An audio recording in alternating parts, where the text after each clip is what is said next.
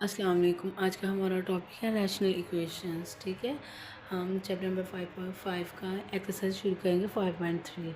First में topic है rational equations. Rational equations कौन सी होती हैं? And equations that contain one or more rational expressions is called rational equations. ये रैशनल एक्सप्रेशन है, ये भी एक्सप्रेशन है, ये भी एक्सप्रेशन है, एक से ज़्यादा टर्म्स हैं। ठीक है, तो ये होंगी रैशनल इक्वेशंस क्योंकि ये पी और क्यू की फॉर्म में लिखी हुई हैं। ठीक है, अब इनके बारे में मज़ीद डिटेल में कि हमें कैसे पता चलेगा कि ये क्वेश्चन जो है, ये जो क्वेश्चन है, ये जो इक्वेशन है, ये रैशनल है कि नहीं। We multiply each side of the equation by the least common denominator LCD। Least common denominator को हम LCD से शो करेंगे, ये इसको एब्रीवेशन है। ठीक है, अब ये देखें, ये इक्वेशन है, इसमें सबसे लीस्ट कॉमन क्या है कि इसमें x+1 दो दफ़ा आया है और x-2। जब हम इस इक्वेशन को सॉल्व करेंगे तो हम इस इक्वेशन को ऑल ओवर द फॉर्म जो इक्वेशन है उसको मल्टीप्लाई करेंगे x+1 के साथ और x-2 के साथ। ठीक है, सारी इक्वेशन को मल्टीप्लाई करेंगे, यही बात कहेगी को लीस्ट कॉमन मल्टीपल जो है x+1 दो दफ़ा आया उसको एक दफ़ा लिखेंगे, x-2 को एक दफ़ा लिखेंगे। इन दोनों लफ्ज़ों को एक एक दफ़ा करके पूरी इक्वेशन के साथ मल्टीप्लाई करेंगे। उसके बाद यहाँ पे है list common term on each side by multiply of the ऐसे, मतलब कि दोनों साइडों पे हम ये जो लीस्ट कॉमन मल्टीपल आया है हमारे पास उसके साथ मल्टीप्लाई करेंगे। Rational expression undefined when denominator zero.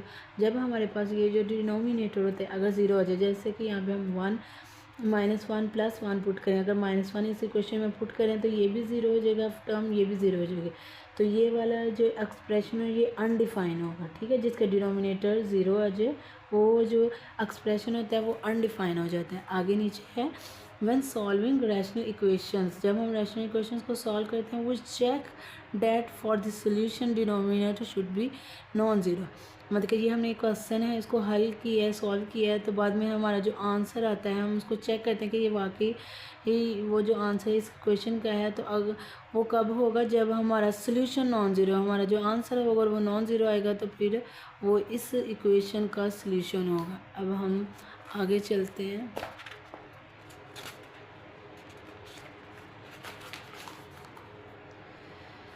अच्छा जी, ये देखें हमारा फर्स्ट वाला क्वेश्चन है, जैसे कि solve and check your solution. आपने सॉल्व करना है 1 से लेकर 7 तक जो क्वेश्चन है उनको सॉल्व करना है, फिर उनको चेक भी करना है कि उनका सोल्यूशन वाकई में जो आ रहा है वो इस टर्म में है, इस क्वेश्चन का है कि नहीं। ये जो नीचे वाले वर्ड होते हैं, नीचे वाली टर्म होती है, इसको डिनोमिनेटर, ऊपर वाली को न्यूमिनेटर बोलते हैं। जैसे कि हमारे पास ये क्वेश्चन है, ठीक है, इसमें हम हमारे पास लीस्ट कॉमन मल्टीप्लाई करेंगे क्योंकि इसमें x-11 है, इसमें भी x-11 है, दोनों टर्म के पास नीचे x-11 है। जब हम मल्टीप्लाई करेंगे x-11 को इन अबव इक्वेशन, अबव वाली इक्वेशन ये है इक्वेशन 1 जो है, ठीक है, ये अबव इक्वेशन है, इसके साथ पूरी x-11 को पूरी टर्म के साथ, पूरी इक्वेशन के साथ जब हम मल्टीप्लाई करते हैं तो ये देखिए x-11 6x over x-11 plus 1 को भी मल्टीप्लाई करेंगे दूसरी साइड पे, इस सारी टर्म को भी x-11, ये x-11 इस x-11 से कैंसिल हो गया, आ गया 6x, x-11 वैसे का वैसे आया, आगे 3 x-11 है, ये भी x-11 है। ठीक है, ये भी कैंसिल हो गए, हमारे पास इधर आंसर क्या बनता है 6x प्लस x-11 और इधर 3। जब हम इसको मज़ीद सॉल्व करते हैं तो अब यहाँ पे हम फैक्टराइजेशन करेंगे। यहाँ पे पहले अब फैक्टराइजेशन से पहले हम इन क्वेश्चन को ना 6x को x में जमा करेंगे, 7x -11 -3 आ जाएगा, ये -14 7x 7 को 14 दूसरी साइड पे चला गया, 14 के डिवाइड किया 7 के साथ, तो हमारे पास आया आंसर 2। अब हमने चेक करना है कि जो आंसर हमारा 2 आया ये इस इक्वेशन का सोल्यूशन है कि नहीं। ठीक है, तो उसमें हम क्या करेंगे, ये वाला जो आंसर है उसको इस इक्वेशन में पुट कर, जहाँ जहाँ x होगा वहाँ पे हमने क्या पुट करना है 2 पुट करना है। अगर हम 2 पुट करेंगे, जैसे हमारे इक्वेशन में था 6 मल्टीपल x और x की जगह पे हम 2 लिखते तो 6 2 12 हो जाना था, और नीचे 2 x की जगह पे फिर हमने 2 पुट करना था -11 + 1 और 3 और 2 -11। ठीक है, अब देखें इधर 12/-9 +1 और ये 3/9। 3/9 को कैंसिल करें तो हमारे पास आता है 1 और -9। 3 3 ज़ा 1, 3 1 ज़ा 1, 3 और 3 3 ज़ा 9। ठीक है, अब इसका हम एलसीएम लेंगे तो इसके नीचे 1 है। ठीक है, तो अब पहले इसको कैंसिल किया ना तो 4/3 आंसर आया। 3 4 ज़ा 12 और 3 3 ज़ा 9। ठीक है, अब हम 3 को मल्टीप्लाई करेंगे 1 के साथ तो -3 आ जाएगा। -3 को 1 के साथ मल्टीप्लाई किया -3 आ गया। 4 में से -3 को माइनस करें तो फिर 1/-3। दूसरी साइड पे भी हमारा 1/-3 आ रहा है। दिस इज़ 2 जो नहीं है इस इक्वेशन का, इस क्वेश्चन का सोल्यूशन है। ठीक है, अब देखें, अब हम कहेंगे कि 2 is the solution of the above question, कि 2 इस क्वेश्चन का सोल्यूशन है। अब आगे पास हमारे पास क्वेश्चन नंबर 2 आया है, इसमें 2y y+3 और y-।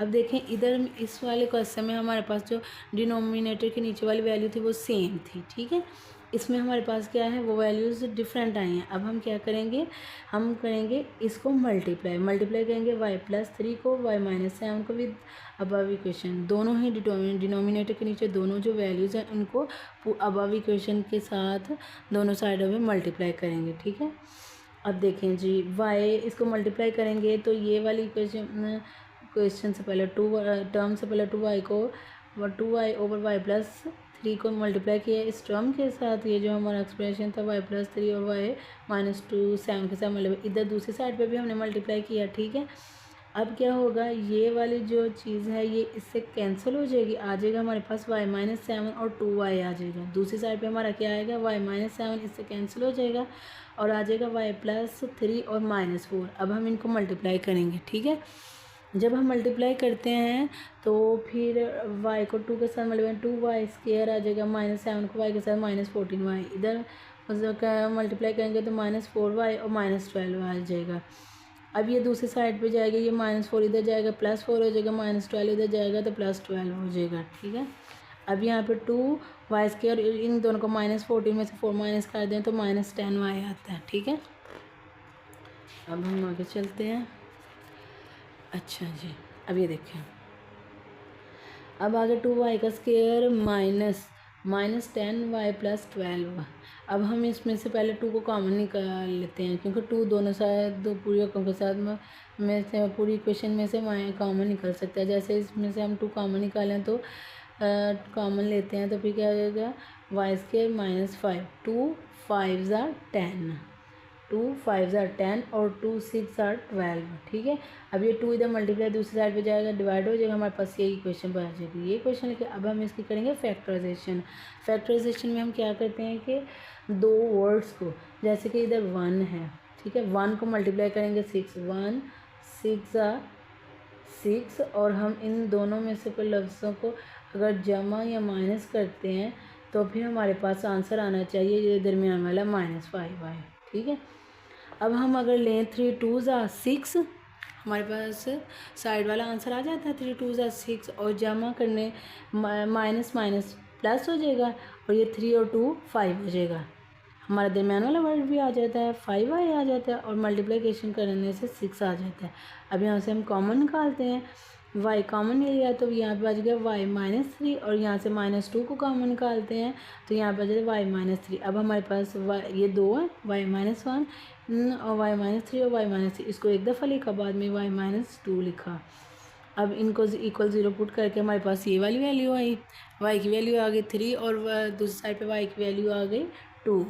अब हम इसको चेक करने के वाकई में ये जो y-3 है, y=2 है, ये इस क्वेश्चन का सल्यूशन है कि नहीं। इसके लिए हम क्या करेंगे, जहाँ जहाँ पे y होगा वहाँ पे पहले 3 पुट करेंगे, करके देखेंगे। अब हमने 3 पुट करके देखा तो क्या होगा, ये क्वेश्चन है, ठीक है, इसमें 3 पुट करेंगे 2 3 ज़ा 6 और 3 + 3 6 आ गया और दूसरी साइड में -4 और 7 में 3 में -7 करेंगे तो 4 आ जाएगा, कैंसिल हो जाएगा। मतलब कि इसका आंसर भी हमारे पास 1 आ गया, इसका भी आंसर 1 आ गया। मतलब कि ये इस सेट का सल्यूशन है, 3 और 2 वाला भी। ठीक है, अब आगे वाला क्वेश्चन नंबर हम 3 करेंगे। अच्छा, ये है x + 7 और x + 3 4 माइनस और x प्लस 10, और अब ये देखें ये जो टर्म है इसको हम इसमें से हम 2 को कॉमन निकालें, इसमें से 2 को कॉमन निकाल सकते हैं। जैसे कि 2 कॉमन लेंगे तो x बचेगा इधर, और 2 4 टाइम्स 8 आ गया, ठीक है। अब 2 4 टाइम्स 8 आ गया, तो हम क्या करेंगे, मल्टीप्लाई करेंगे 2 को, मतलब कि ये जो नीचे वाली साइड इक्वेशन है, जैसे कि x प्लस 4 इसमें भी है 2 अलहदा से है, तो उसको 2 को x प्लस 4 के साथ पूरी इक्वेशन के साथ अबव इक्वेशन के साथ मल्टीप्लाई करते हैं। जब हम अबव इक्वेशन के साथ मल्टीप्लाई करते हैं तो ये x प्लस 4 इस x प्लस 4 के साथ कैंसिल हो जाता है, ठीक है। और ये जो नहीं x प्लस 4 इस x प्लस 4 के साथ क्या हमारे इधर पास क्या बचेगा, 2x प्लस 7, और ये -1 को मल्टीप्लाई करेंगे 2 के साथ तो 2 आ गया, और x प्लस 4 वैसे का वैसे आ गया। आगे इधर क्या बचा हमारे पास, x प्लस 10, ये वाला 2 भी साथ इधर कैंसिल हो जाता है। अब हम इसको मज़ीद फर्दर मल्टीप्लाई करेंगे, 2x प्लस 7, 2 7 ज़ा 14 माइनस 2x, और माइनस को 4 ज़ा 2 4 ज़ा -8, ये आ गया। अब हम इसमें से x के टर्म्स को अलहदा करेंगे और दूसरी टर्म्स को अलहदा करेंगे। जैसे इसमें 2x प्लस का है, ये माइनस का है, ये कैंसिल हो जाएगा, इधर बचेगा 14 माइनस 8, तो माइनस करेंगे तो 6 बच गया, x प्लस 10, x के आंसर आ गए -4। अब हम क्या करेंगे कि ये जो x इक्वल -4 है, ये इस इक्वेशन का सोल्यूशन है कि नहीं, इसको हम चेक करेंगे। चेक क्या करेंगे कि इस इक्वेशन में अब हमारे पास ये इक्वेशंस 2 आ गई, एक हमारी ये ओरिजिनल इक्वेशन है और एक हमारे पास सॉल्व करने से इक्वेशन। आप इन दोनों में से किसी भी इक्वेशन में x इक्वल -4 रख के पुट करके देख सकते हैं कि ये सोल्यूशन इस इक्वेशन का है कि नहीं, ठीक है।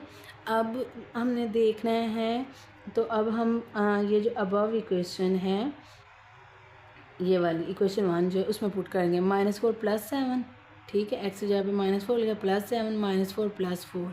अब जब हमने -4 + 4 लिखा तो आंसर आ गया हमारे पास 0।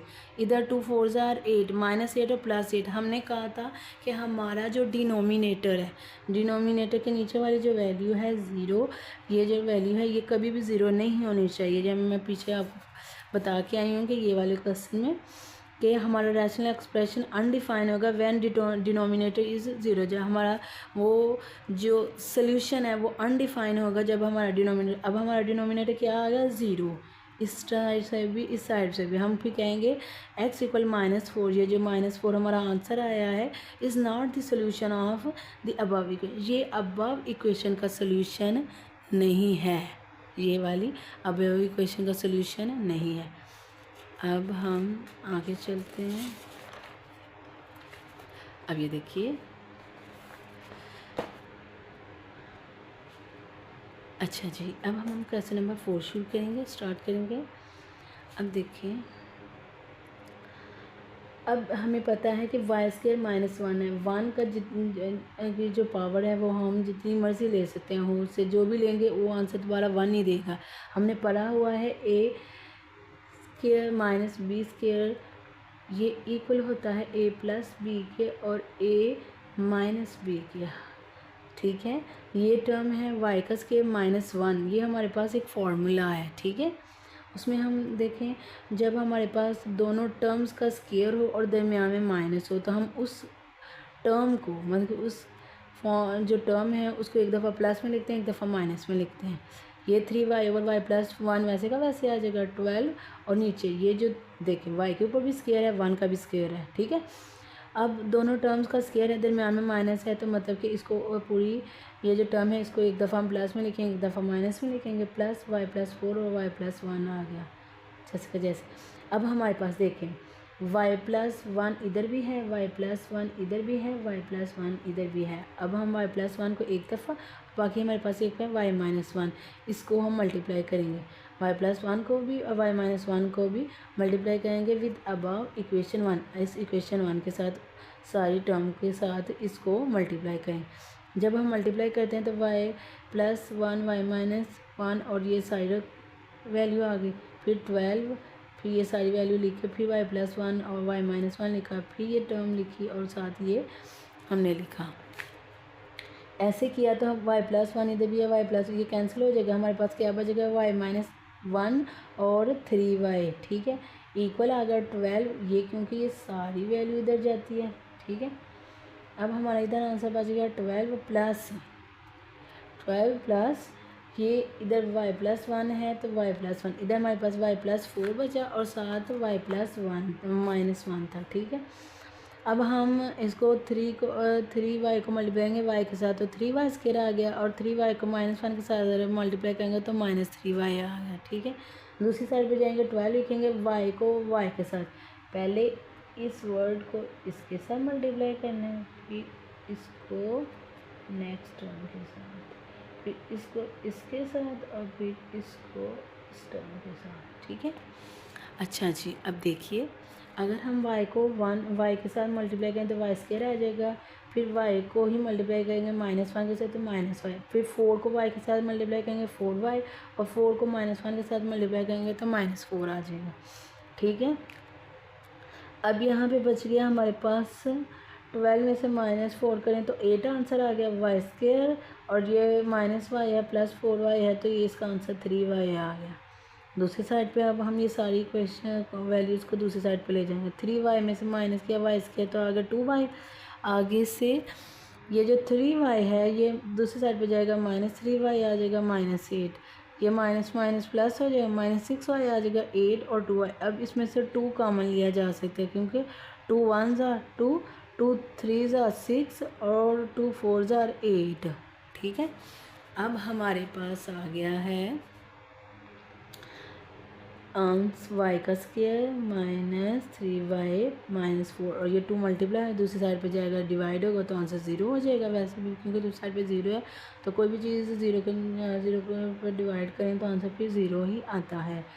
अब देखिए अब हमने क्या करना है कि 1 इधर क्योंकि 1 है 1 को मल्टीप्लाई करना है 4 के साथ, हमारा आंसर आना चाहिए, दो वर्ड्स को मल्टीप्लाई करें तो आंसर आना चाहिए -4। जैसे कि हम -4 को मल्टीप्लाई करते हैं 1 के साथ तो आंसर आता है -4, और अगर हम इनको प्लस करते हैं तो हमारा आंसर आता है -3, जो कि हमारी रिक्वायर्ड इक्वेशन में हमें चाहिए।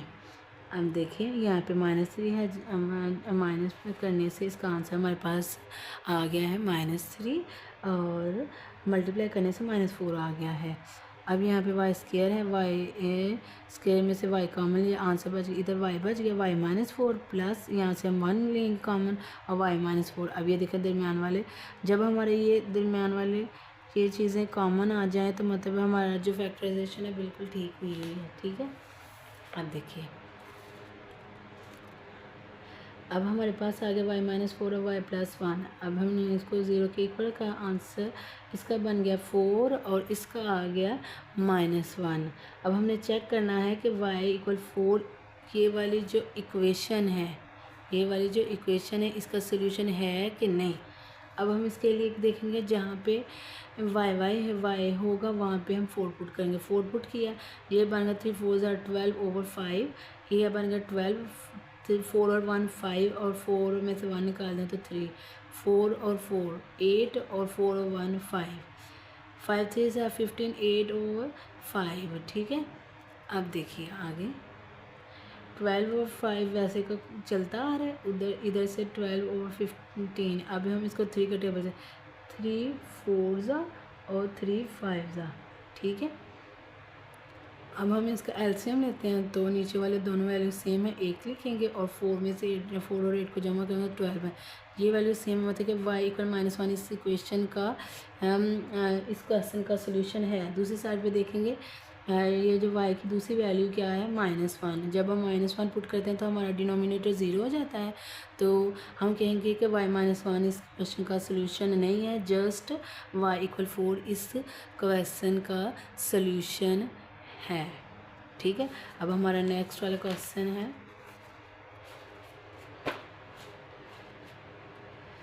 अच्छा जी, अब हमारा 5 वाला क्वेश्चन है। इसमें लिखा हुआ है x + 5/x = -6। अच्छा जी, x के नीचे क्या है 1, ठीक है। अब हमारे पास डिनोमिनेटर के नीचे क्या वैल्यू है, सिर्फ एक ही वेरिएबल है वो है x। हम मल्टीप्लाई करेंगे इक्वेशन 1 को बाय x के साथ, पूरी इक्वेशन को। जब हम पूरी इक्वेशन के साथ मल्टीप्लाई करते हैं तो एक्स को एक्स से मल्टीप्लाई करने से एक्स स्क्वायर बन जाएगा, ये वाला एक्स इस एक्स के साथ कैंसिल हो जाएगा, 5 बच जाएगा, इधर आ जाएगा -6x। अब जब हम इसको इस साइड पे लगेंगे ये +6x हो जाएगा और ये +5 हो जाएगा। अब हमने क्या करना है, इधर क्या है हमारे पास 1 है, ठीक है। 1 5 ज़ा 5 मतलब के दोनों दो वर्ड्स हैं, उनको हम जब मल्टीप्लाई करते हैं तो हमारा आंसर आना चाहिए 5, और वही दो लफ्ज़ों को हम जमा या माइनस करें तो हमारे पास आंसर आना चाहिए 6। जैसे कि 5 1 ज़ा 5 और 5 प्लस का होगा और प्लस का ही 1 होगा तो हमारे पास आंसर आ जाएगा 6, जो कि हमें रिक्वायर्ड इक्वेशन में चाहिए। अच्छा जी, इन दो जो है वैल्यूज़, इनमें से हम x को कॉमन निकालेंगे। इधर बच गया x + 5, इधर से हम 1 कॉमन निकाला, यहाँ बच गया x + 5। ये देखो ये और ये दोनों में सेम है तो x + 5 लिखेंगे, साथ x + 1 लिखेंगे। x + 5 को भी 0 के इक्वल रखेंगे और x + 1 को भी, ठीक है। अब ये आंसर आ गया -5 और आ गया -4। अब हमने देखना है कि जो हमारे आंसर आए हैं ये रिक्वायर्ड इक्वेशन के सोल्यूशन हैं कि नहीं। इसके लिए हम क्या करेंगे, अब ये देखें जहाँ पे x होगा वहाँ पे हमने क्या पुट करना है -5, और जहाँ पे x होगा वहाँ पे एक दफ़ा हमने -1 पुट करना है। 5 5 से कैंसिल हो जाएगा, अगर हम इसका एलसीएम लें फिर भी 5 5 से कैंसिल हो जाएगी, इधर -1 आ जाएगा तो -5 और -1 -6 ये इक्वल आ गया। और उस साइड पे 5 में डिवाइड करें 1 के साथ तो आंसर दोबारा आ जाएगा 5 ही, और देन ये नीचे माइनस है तो माइनस में -5 और -1 -6, मतलब कि -5 और -1 ये जो हमारे आंसर आए हैं ये रिक्वायर्ड इक्वेशन के सोल्यूशन, ये वाली इक्वेशन के सोल्यूशन हैं, ठीक है। आगे हम क्वेश्चन नंबर 6 करेंगे, ठीक है। अब क्वेश्चन नंबर 6 करें, देखें ना, पहले हमने क्या किया था, जो भी इक्वेशंस के नीचे डिनोमिनेटर के नीचे होते उस वैल्यू को सारी इक्वेशन के साथ मल्टीप्लाई करते हैं। अब ये देखें ये है, तो पहले हम क्वेश्चन को सॉल्व कर देंगे और इसको रैशनल इक्वेशन में लेके आएंगे। ये इक्वेशन में रैशनल में है पर इसकी फैक्टराइजेशन इस टर्म की भी हो सकती है, इस टर्म की भी हो सकती है। इधर है 1, देखिए दो वर्ड्स को मल्टीप्लाई करें, आंसर आना चाहिए हमारे पास -7 और जमा करने से हमारा आंसर आना चाहिए 6, ठीक है। अब देखें हम लेंगे y² -7y -7, इनको 7 में से 1 निकाल दें तो आंसर बचेगा 6, ठीक है। और मल्टीप्लाई करने से आंसर आ जाता है हमारा 7। इसमें से हमने y कॉमन निकाला, y + 7 आ गया -1, इस टर्म में से हमने -1 कॉमन निकाला, 1 गया y + 7। ये दोनों सेम है, इसको एक दफ़ा लिखेंगे और बाकी y - 1 लिखेंगे, ठीक है। दूसरी साइड पे आ जाएं, इसमें हमें चाहिए था 1 को मल्टीप्लाई करें 4 के साथ तो हमारा आंसर आना चाहिए -4, और जमा करने से हमारा आंसर आना चाहिए 3y। अब हमने कहा 4 में से 1 निकाल दें तो आंसर 3 बन जाएगा, 3y बन जाएगा, और मल्टीप्लाई करने से -4 आ जाएगा। इन दो टर्म में से हमने y कॉमन निकाला और इधर बच गया y + 4 और इधर -1 और y + 4। अब 8 y + 4 और y - 1, ये हमारी क्या बन गई, इक्वेशन 1, ये वाली। इसको ये वाली इक्वेशन को हमने जब फर्दर सॉल्व किया तो हमारे पास ये एक इक्वेशन बन गई। अच्छा जी, अब ये देखिए, अब हमारे पास है y - 1 दो दफ़ा और ये दोनों जो वैल्यूज़ हैं ये एक दफ़ा। अब हम कहेंगे मल्टीप्लाई अबव इक्वेशन 1, ये जो इक्वेशन 1 है इसको मल्टीप्लाई क्या करेंगे, ये y - 1 को एक दफ़ा लिखा, ठीक है, और बाकी हमारे पास इधर y + 7 था और y + 4 था, इसको एक दफ़ा लिखा। जब हम इसको पूरी इक्वेशन के साथ मल्टीप्लाई करेंगे तो ये अब ये वाली इक्वेशन के साथ मल्टीप्लाई करेंगे, ठीक है। अच्छा जी, y + 7 है, y + 7 के साथ y + 4 -1 है, ये इससे क्या, बाकी हमारे पास इधर बची ये वाली वैल्यू y + 4 और y + 2, ठीक है। दूसरी साइड पे हमारे पास क्या बचता है, y + 4 है, ये कैंसिल, y - 1 है, ये कैंसिल, ठीक है। उसके बाद अब देखिए, अब हमने इसको क्या करना है, यस मैंने टिक लगाई है, y को y के साथ मल्टीप्लाई करना है, y को मल्टीप्लाई करना है 2 के साथ, फिर 2 को मल्टीप्लाई करना है, ये y है, ठीक है, y के साथ, और 2 को मल्टीप्लाई करना है 4 के साथ। अब देखिए वाई को वाई के साथ मल्टीप्लाई किया तो वाई स्क्वायर आ गया, वाई को 2 के साथ मल्टीप्लाई किया तो 2y आ गया, 4 को मल्टीप्लाई करेंगे वाई के साथ तो 4y बन गया, और फिर 4 को मल्टीप्लाई करेंगे 2 के साथ तो 8 आ गया। ठीक है, ये हमारे पास है 2 और 4 6y बन गया प्लस 8, और ये वाई स्क्वायर वैसे का वैसे। दूसरी साइड पे क्या बच जाएगा हमारे पास, इधर देखें ये दोनों टर्म्स से कैंसिल, बाकी हमारे पास 8 और y प्लस 7 बचा। 8 को सारी टर्म के साथ मल्टीप्लाई करेंगे। अब ये देखिए 6y और 8y है, तो इन दोनों को माइनस करेंगे तो 2y बचेगा, और इन दोनों को 8 और -56 को माइनस करेंगे तो हमारे पास बन जाएगा 48। ठीक है, अब देखें, अब हमने दो टर्म्स लेनी है या दो वर्ड्स लेने हैं, दो नंबर्स लेने हैं जिनको हम मल्टीप्लाई करें तो आंसर हमारा -48 आए, और जमा माइनस करें तो आंसर हमारा पास आए -2। जैसे कि ये हमारे हैं, जैसे कि 128 जमा करने से हमारे पास 2 आंसर नहीं आ रहा। ठीक है, इस तरह पास 2 को मल्टीप्लाई करेंगे 24 के साथ आंसर 48 आता है, पर जमा माइनस करने से हमारे पास -2 नहीं आता।